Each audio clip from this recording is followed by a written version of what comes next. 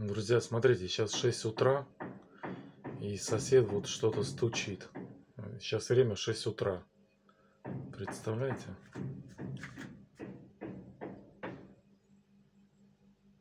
В 6 утра такой стук. Что-то он там делает у себя. Короче, вот что у меня там дома в Курской области. Сосед уже 5 лет делает ремонт. Что здесь в Москве тоже какой-то такой шумный сосед. То на гитаре играет в 4 утра, то в 6 утра стучит. В общем, вот такие вот дела. Он перестал стучать.